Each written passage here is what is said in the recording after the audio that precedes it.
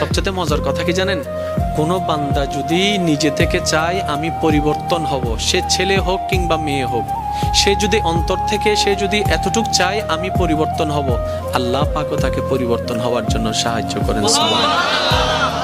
কত বেনামাজ এখন নামাজি হয়েছে জানেন? সুবহানাল্লাহ।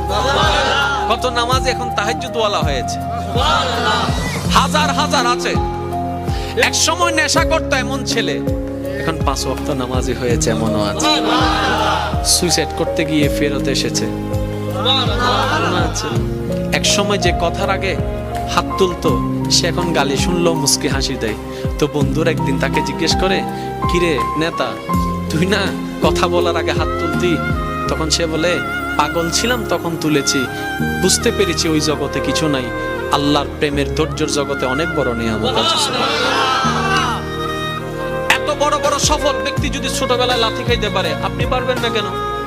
আর সবার কথা বাদ দেন, ও নবী, আপনি শুধু একবার বলতেন জিবরাইল উল্টাই দিত, আপনি বললেন না কেন? নবী রাহমাতুল লিল আলামিন বলে, পাওয়ার থাকার পরও যে পাওয়ার দেখায় না, সে তো সত্যিকার পাওয়ারফুল ব্যক্তি। সুবহানাল্লাহ। যার হাতে কিছু নাইতে হবে, দেখ চিনস না হন, এর নাম জানোস না, আর বা ফোন চিনস না, যার তো নাইতে হবে। আর যার থেকে আছে, যার থেকে পাওয়ার আছে, সে কি চুপ।